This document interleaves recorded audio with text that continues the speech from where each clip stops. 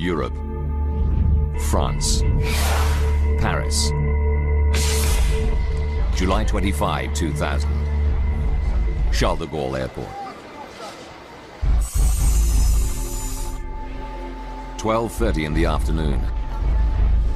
100 men, women and children check in for flight AF 4590. They come from all over Germany and are expecting the trip of a lifetime. A dream holiday costing at least £7,000 each. It starts with a supersonic flight on Concorde to New York. Then a luxury cruise in the Caribbean. For Jörg Meyer's father, it's a special treat to celebrate his retirement. He had his 65th birthday in 2000, and he wanted this as a treat for himself and his partner. They both liked to travel, and it always had to be something a bit special. Concorde is a plane like no other, elegant, luxurious, and above all, super fast. Flying at more than 2,200 kilometers per hour, Concorde links North America to London or Paris in 3 3/4 hours. Concorde's unique shape, with a pencil-thin cabin and vast delta wings, enable her to race across the sky at 3 kilometers every 6 seconds. John Hutchinson has flown Concorde for 15 years. Best way of describing it is simply to say that it was a thoroughbred. It was a beautiful, responsive, powerful airplane, like, I don't know, the Kentucky Derby winner, if you like.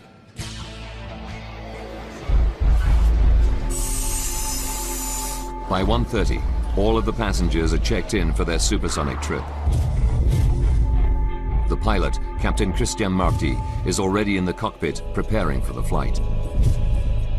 The holidaymakers are in good hands. 54-year-old Marty is one of Air France's most experienced pilots. An adventurer of extraordinary talents. In 1982, Christian Marty was the first Frenchman to windsurf across the Atlantic. He's a national celebrity. On board Concorde, Captain Marty runs through his pre-flight check. His air traffic controller is the experienced Gilles Logelin, who arrives to start his afternoon shift. I was on GTL, the Southern Control Tower of Paris Airport, Charles de Gaulle. This particular day I was not supposed to work. One of my colleagues the day before asked me for a transfer of shift, so he did my morning shift and I did his afternoon shift. With the change of shift comes an unexpected bonus. Gilles Logelin is now the controller responsible for Concorde's departure. The Concorde is one of the most beautiful planes I've ever seen. The line is pure. I really like to watch this plane landing, taking off. During his pre-flight check, Captain Marty learns that engine number 2 has a technical fault. A small part needs replacing. It isn't serious, but with Concorde, safety is always paramount. After 40,000 flights and 900,000 flying hours, there's never been a fatality. The repair delays Concorde's departure by 1 hour. 3:54. The passengers start to board.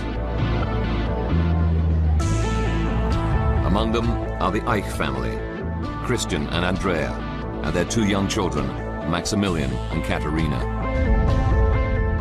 Klaus and Margaret Frenson are both school teachers who've saved for the trip for 20 years. Ordinary families off on an extraordinary adventure.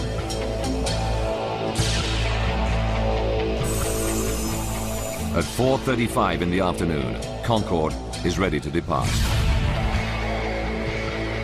Anticipation on board mounts as the supersonic jet taxis to the runway. In the control tower, Gilles Logelin clears Air France flight 4590 for takeoff on runway 26 right. It's 4:40 in the afternoon. So far, for passengers and crew, everything is normal. Captain Marty lines up the plane at the start of the runway, ready to release the power of Concorde's 4 Rolls-Royce engines. For senior pilot John Hutchinson, a moment like this is always special. As you open the throttles up to full power, you feel this huge surge of power in the small of your back as the airplane accelerates down the runway, and you just get the feeling that the one thing the airplane wants to do at that point is to get into the air as quickly as possible, into its natural environment.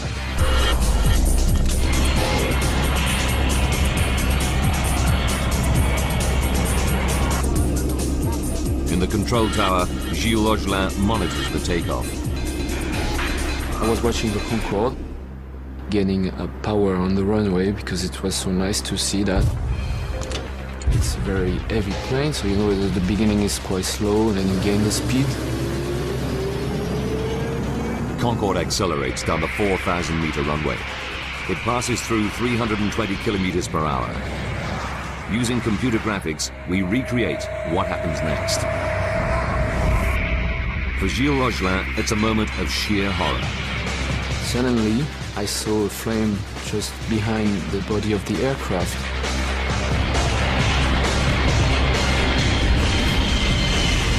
So I jumped on my mic to say, Air France 4590, you have flames behind you. Captain Marty cannot see the flames, but accelerating through 328 kilometers per hour, Concorde is committed to the takeoff. There are only 2,000 meters of runway left, but Concorde needs 3,000 meters to have any chance of stopping safely. After the speed, whatever is the situation, the plane has to take off. It could not abort the takeoff. And as I was watching the flames, I saw the nose of the Concorde lifting up. At 4:43 and 15 seconds, Captain Marty pulls on the control stick. Concorde takes to the air.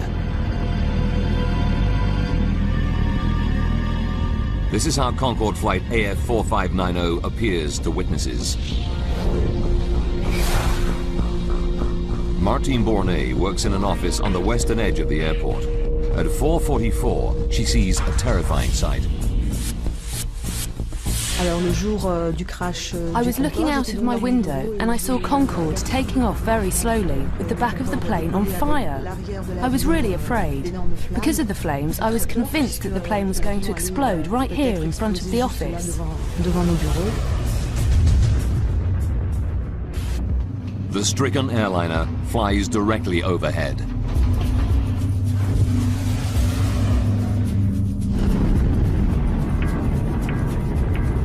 Close by where Martine works, courier Emmanuel Vermignon is driving his van past the end of the runway. When Concorde went over, I had the window open and I was wearing a polo shirt. And I can tell you that the heat the plane was belching out melted parts of my shirt and gave me little blisters. I could really feel the heat on the ground. While Captain Marty struggles with the controls to gain altitude, out of his vision, flames engulf the left wing. The sickening sight is caught on camera by the wife of a truck driver. It is the only video footage ever captured showing Concorde on fire. It'll prove to be a vital link in the investigation.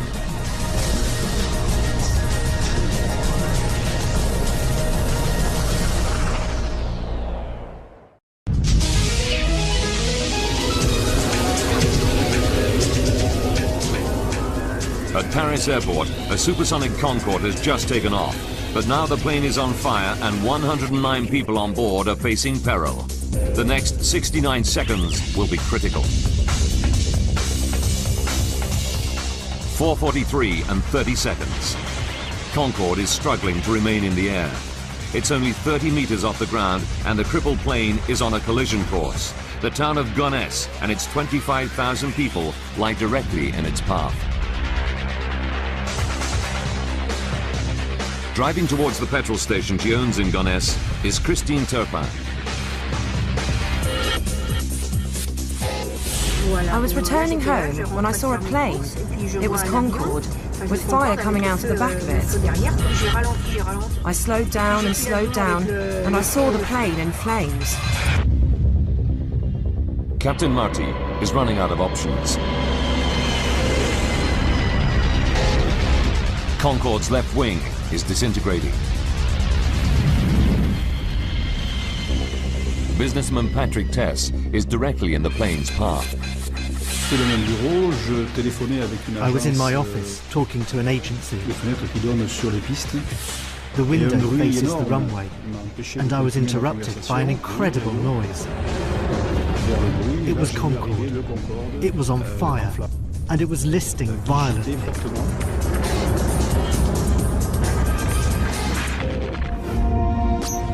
Concorde lurches to the left. The plane stalls and plunges to the ground.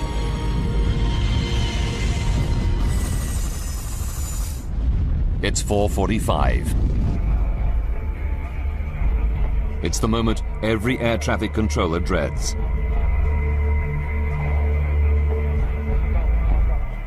Gilles Logelin reaches for his mic.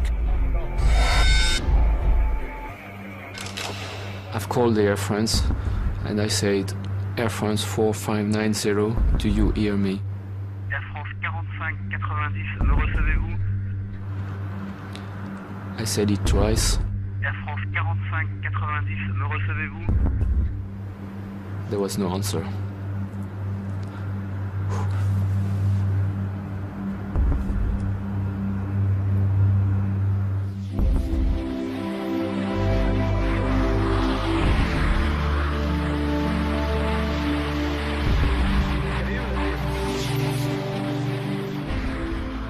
The supersonic jet, loaded with fuel and 109 people on board, crashes right on top of a hotel on the outskirts of Gonesse.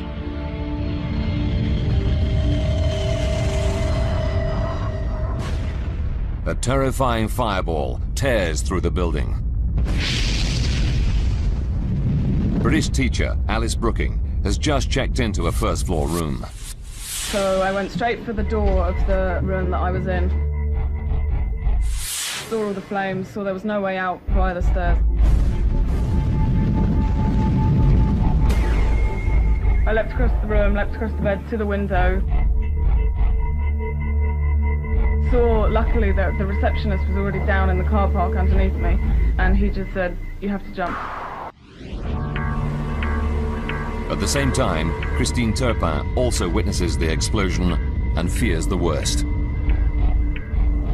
It fell, and from where I was, I thought it had landed on the gas station. And I thought because my daughter and the girl who works for me were there, that they were all dead. As Christine Turpin drives in, a passenger armrest falls onto the petrol station. It's a chilling reminder for Christine of the fate of the passengers. When you saw the armrest, you couldn't help but imagine what it must have been like for the people on board the plane.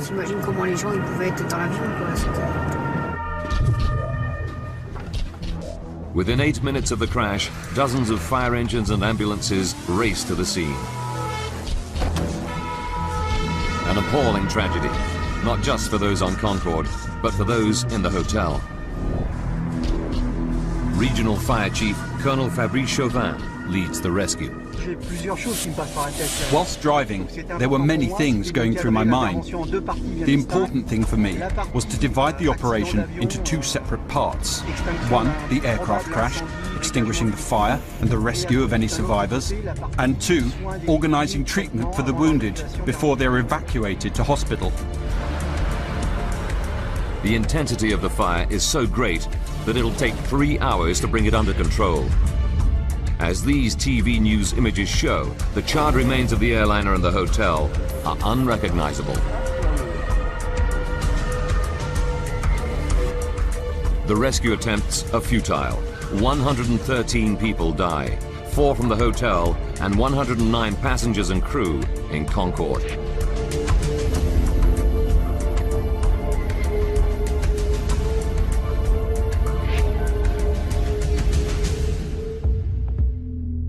3 generations of the Ike family are wiped out. The children's grandparents had wanted to treat the family to a holiday of a lifetime and had booked the Concorde flight.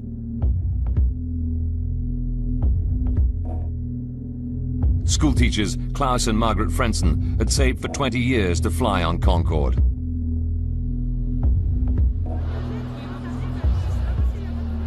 Rescuers begin the gruesome task of pulling the bodies from the crash site.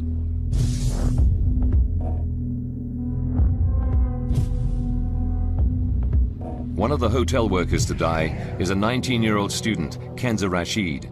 She joined the staff of the Hotelissimo only the day before the crash to earn some holiday money. Another victim is chambermaid Devrani Chandang Singh. She dies leaving behind her 2 children. Most of the bodies are burned beyond recognition, and the forensic pathologists can only identify victims by their dental records.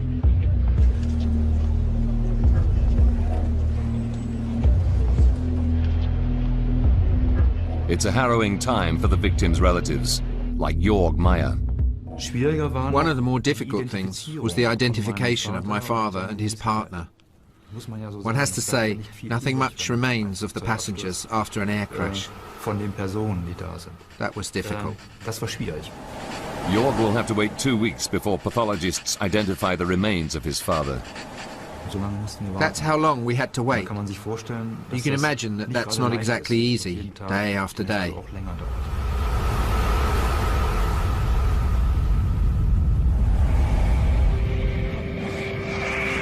The crash takes everyone by surprise.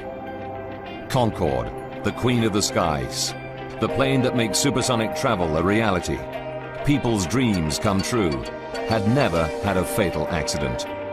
Until this moment. It takes just 120 seconds to shatter that perfect record.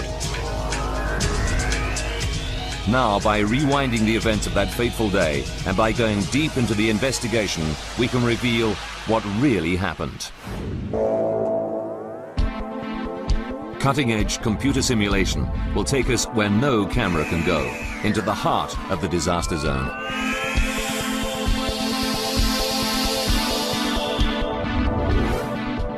The French Bureau of Air Accidents send their top investigators. Using their data, we can now piece together the deadly chain of events to find out what really caused this terrible tragedy. As the investigation begins, nothing is off limits. Did pilot Captain Marty make a fatal error? Or was there a fault hidden within the perfect plane? Investigators make routine checks of the passenger and luggage lists. Immediately, they find something suspicious. 19 pieces of luggage that, according to the loading report, should not have been on the plane. They don't belong to the passengers on flight AF 4590. Could a terrorist have smuggled a bomb onto the plane? It wouldn't be the first time. 270 people died in 1988 when terrorists planted a bomb in the luggage that destroyed a Pan Am 747 in the infamous Lockerbie incident.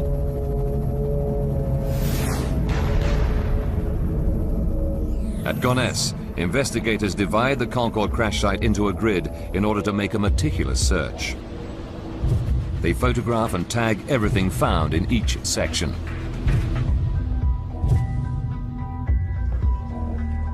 It's a painstaking process, which takes 4 weeks. Then, every bit of wreckage is taken away for identification and analysis. 3 hangars at Le Bourget, another Paris airport, become their final resting place. This pile of debris is all that remains of the hotel. Such is the intensity of the crash and fire that a 40-room building is reduced to little more than a pile of rubble.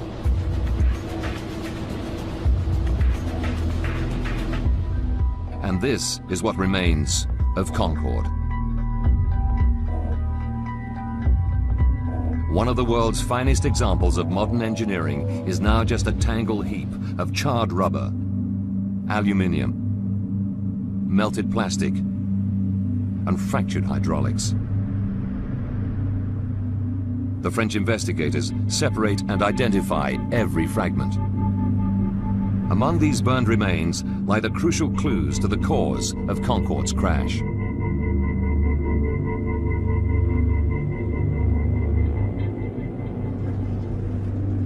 Within hours, the French Bureau of Air Accidents team recover the black boxes.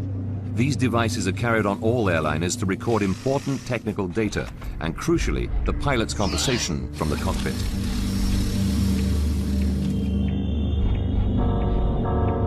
They analyze the black boxes. They hear no sound of an explosion. It's clear to them terrorism is not to blame. The investigators are forced to look for a new lead. They focus on the last-minute engine repair Captain Marty orders just before takeoff. They know Concorde returned from New York the previous day with a faulty thrust reverser on engine number 2. Thrust reversers help to slow the planes down after they've landed. Investigators analyze the flight data recorder closely, but find no evidence that a faulty thrust reverser could cause the accident. The pressure to find an answer increases. Until they do, the French authorities ground all Air France Concorde flights. The spotlight is now on the 120 seconds from the start of Concorde's final takeoff. Captain John Hutchinson has flown hundreds of Concorde takeoffs.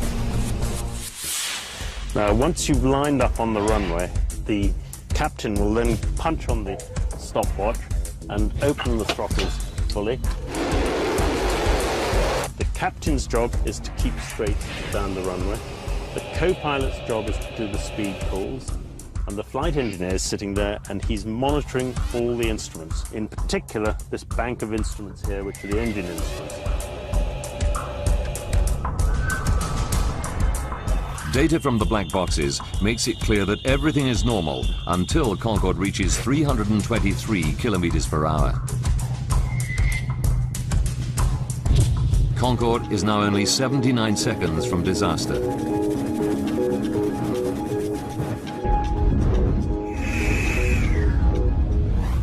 Data recorders reveal a sudden loss of power in both engines under the left wing. Immediately, the black box picks up the dramatic warning from the control tower. Air France 4590, you have planes behind you.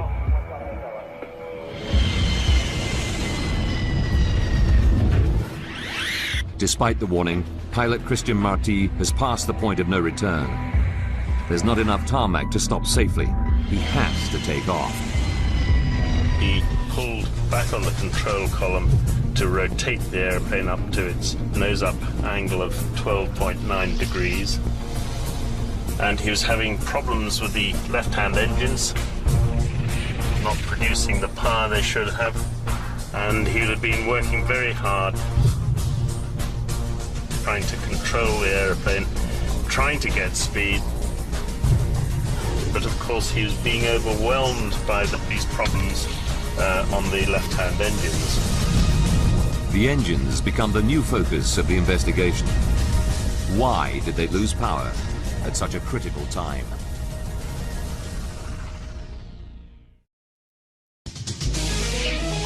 Just 2 minutes into its journey, Air France Concorde flight AF 4590 crashes, killing 113 people. A devastating blow to the world's first supersonic airliner. Using advanced computer graphics based on the official report, we go deep into the investigation to unravel the deadly chain of events.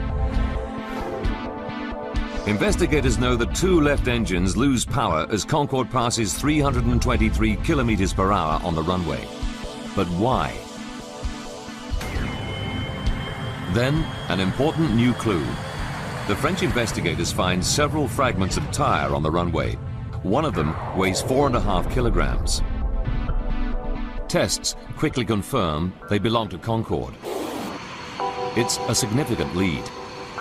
Why? Because Concorde's tires inflate to extremely high pressures, which make them more likely to burst than other aircraft, especially during takeoff and landing. Pilot John Hutchinson explains. And in fact, when the captain pulls back to rotate, he's actually compressing the undercarriage into the runway, so there's even more stress on the tires and the wheels at that particular point. This additional pressure makes Concorde's tires even more vulnerable. Now they're onto something. The French accident investigators go back through the records and discover that for Concorde, tire blowouts are far from rare. They identify over 50 cases of tire burst on takeoff and landing over 24 years.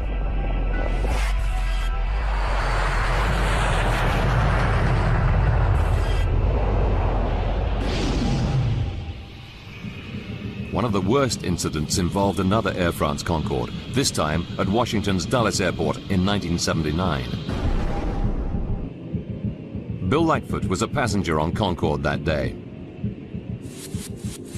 I could see a big ragged hole in the wing with like pieces of aluminum or metallic alloy and a lot of liquid pouring out of that of the hole that had been ripped in the wing. The official report into this accident found that the tire burst during taxiing. Then the exposed metal wheel got very hot and exploded just before takeoff.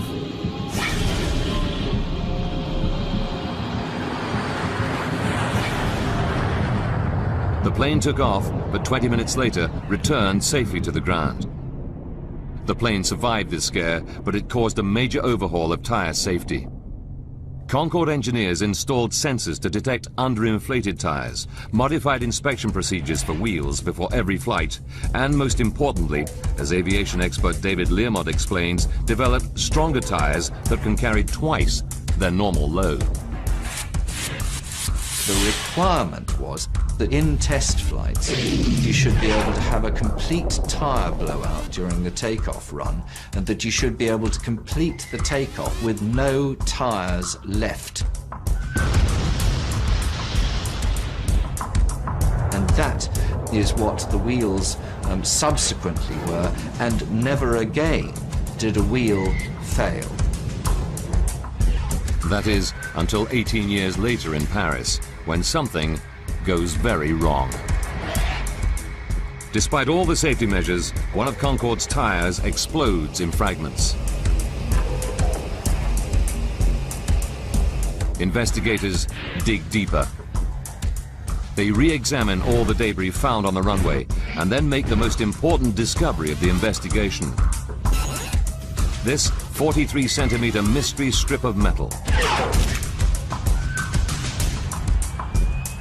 When you match the 43-centimeter strip of metal to the damage on Concorde's tire, it's a perfect fit. Suddenly, the whole inquiry now depends on the source of this metal. Where did it come from?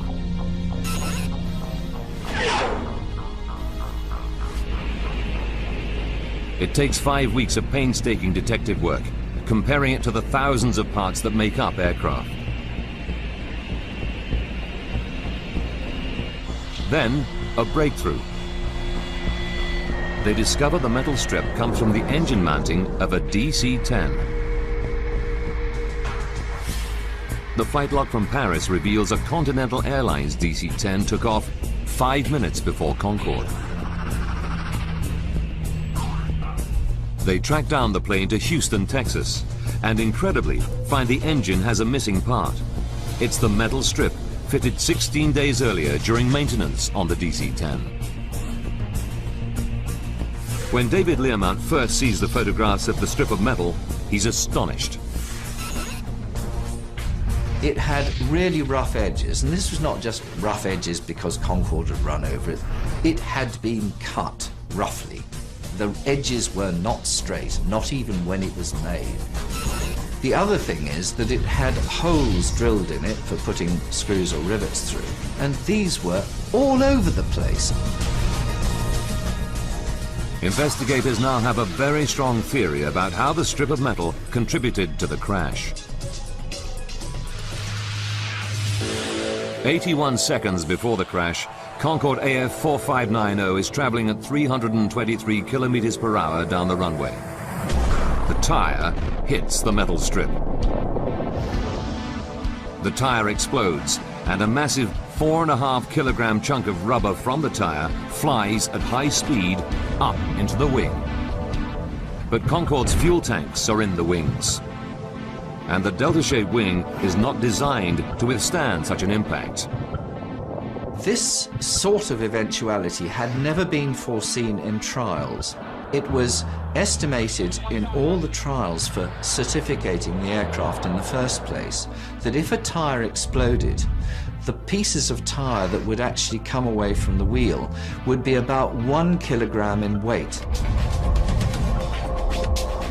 The chunk of rubber that hits Concorde's wing that day weighs nearly 5 times as much, 4.5 kilograms. No one had planned for that sort of impact.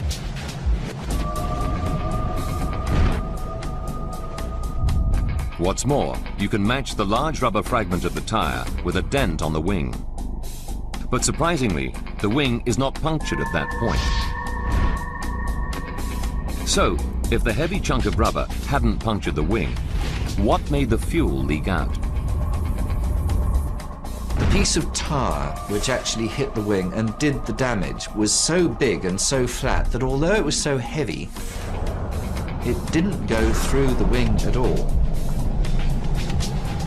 And it caused such a shock wave to go through the fuel that it actually blew a plug of wing tank skin outwards. The shock was that bad.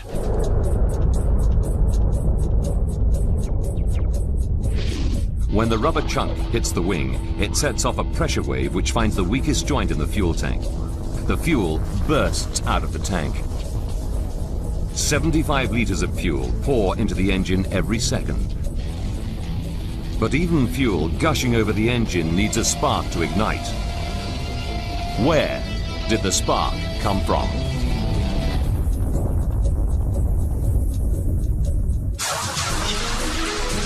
Air France Concorde AF 4590 crashes after takeoff from Paris Charles de Gaulle Airport.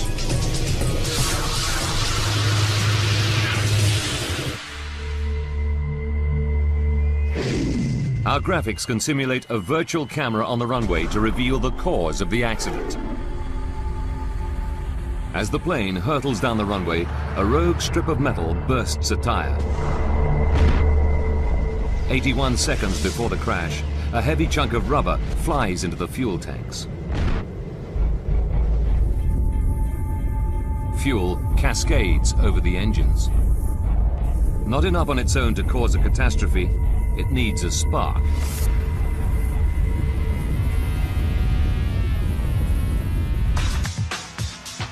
From the cockpit voice recorder, we know that the pilots have trouble with the landing gear on takeoff.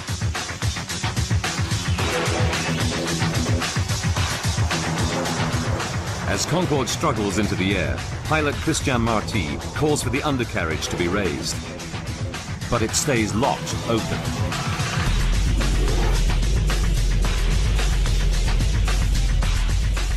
The only video footage ever taken of the doomed flight provides further evidence. It shows the undercarriage in the down position. What stopped the wheels from retracting? The most likely explanation can be seen in this computer simulation.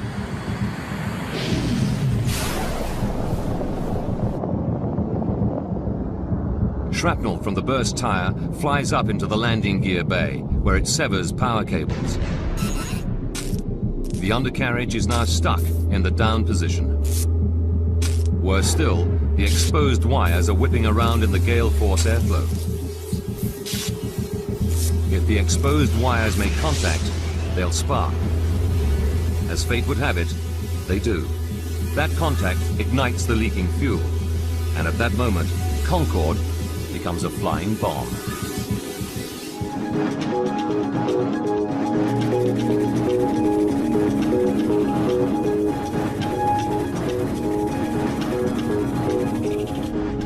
We can now tell you what it must have been like for Captain Marty in the cockpit. From the pilot's seat, he can't see the flames. All he knows is that Concorde is losing power in engine number 2 just at the moment of takeoff. 1 second later, the control tower alerts him to the fire. Air France 4590, you have planes behind you. Computer graphics show how Concorde would have looked. Now, to make matters even worse for Captain Marty, the #1 engine is losing power as well. Events are conspiring against him. Aviation safety expert David Learmount explains why. There was a fantastic gush of fuel out of this quite large hole. It was literally drowning out that engine, which gradually lost power and finally went out. So the pilots were left with 2 engines when they're normally accustomed to having 4. It couldn't happen at a worse time. Captain Marty needs maximum power, and there's not enough runway left to stop. He wrestles Concorde into the air.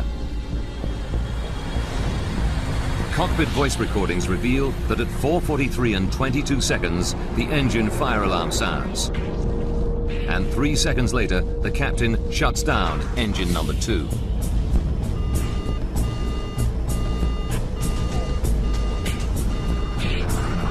The drill for a fire warning is that you shut the engine down and cut off the supply of fuel to it to try and then fire the fire extinguisher for that engine to try and put the fire out. Concorde is now 53 seconds from disaster. Gilles Rogelin in the control tower gives what help he can to Captain Marty. Do as you wish. You have priority to return to the field. But at 60 meters, Concorde is too low to turn around. So instead, Captain Marty tries to fly the crippled plane to the nearest runway at Le Bourget Airport, just 5 kilometers ahead. But there's a new problem for Captain Marty. The fire is now so intense that Concorde's wing is melting and disintegrating. At the rear end of the wing on Concorde are the controls known as elevons, which enable the pilot to point the aircraft's nose up or down. The fire was so fierce that the rear structure of the aircraft was being virtually evaporated. The pilot's essential controls were being destroyed. At the same time, the toilet smoke alarms are heard on the voice recorders. For the passengers, fumes in the cabin make conditions unbearable. Concorde is now 49 seconds from disaster.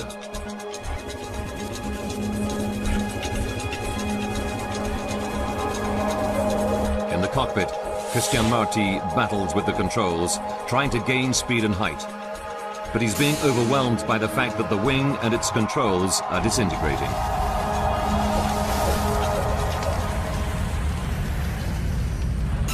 "33 seconds. The engine fire alarm sounds again and remains on for the duration of the flight. Captain Marty runs out of options. Even the runway at Le Bourget, now only 3 kilometers away, is out of reach. With just 11 seconds left, the control tower hears Christian Marty's final words. Too late. No time.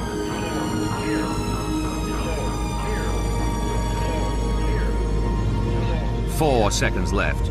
The plane dips below 15 meters. The final sort of act was the airplane reared up and heeled over into about 110 degrees of bank, so the airplane at that point became completely uncontrollable. 3 seconds. Concorde could no longer hang in the air. It stalls and begins to roll leftwards. A hotel lies directly beneath. The plane is about to come down.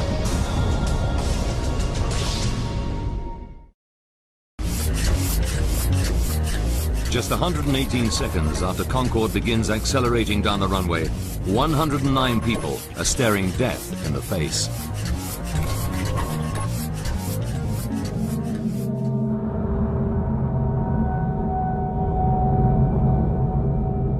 Two seconds later, Concorde crashes into an airport hotel.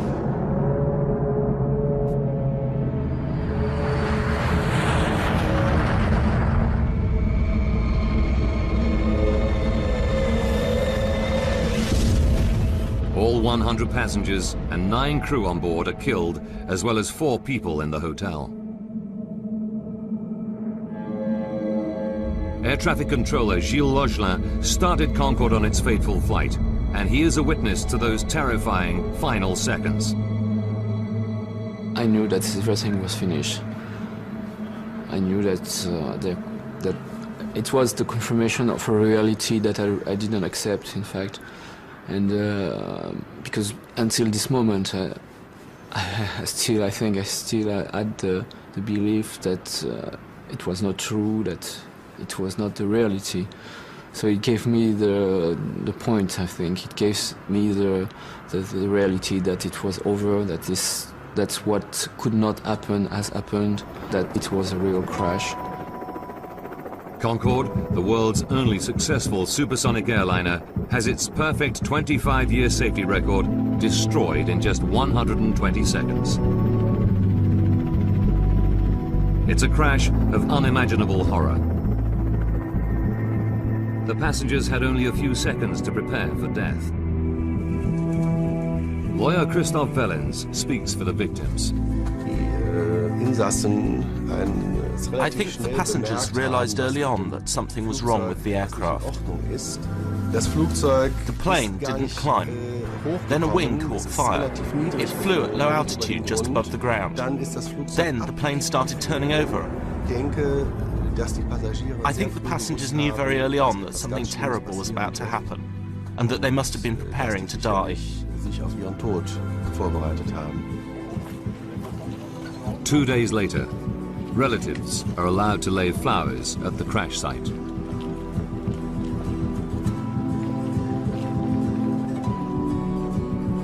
Even today, they feel a deep sense of loss. Jörg Meyer's father died in the crash. I certainly miss him. He leaves a gap for me that cannot be filled. What makes it more terrible is the fact that he didn't die from a natural illness, but in a horrific accident.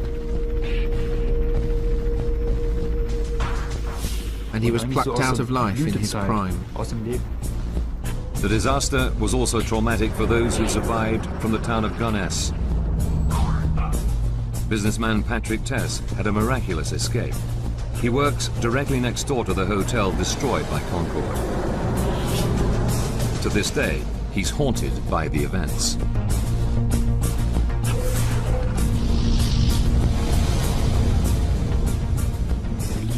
Well, of course the crash had an effect on me. You can't remain unaffected by it.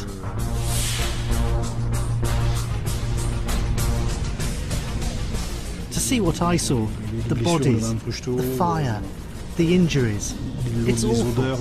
The smell of burning flesh is just terrible.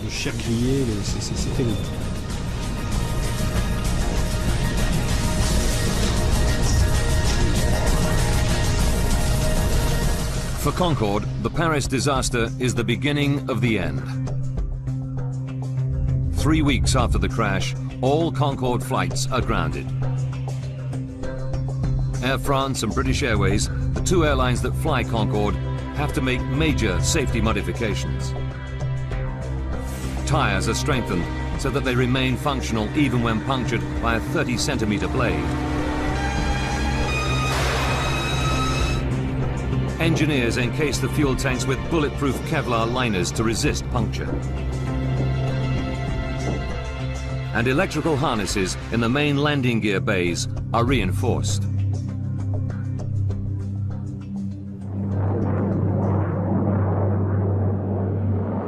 But Concorde was never to regain her former glory.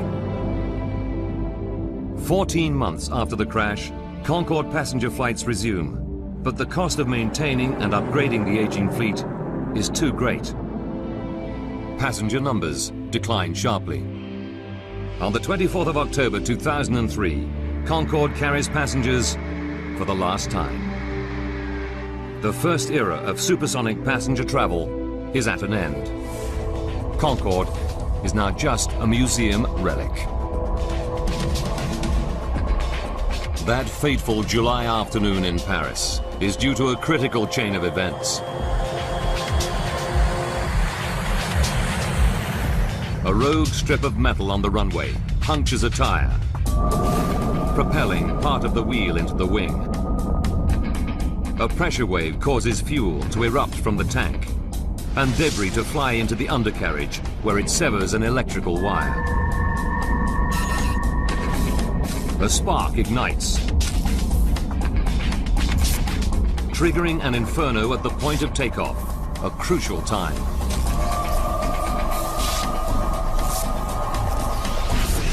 From then on, Concorde is doomed.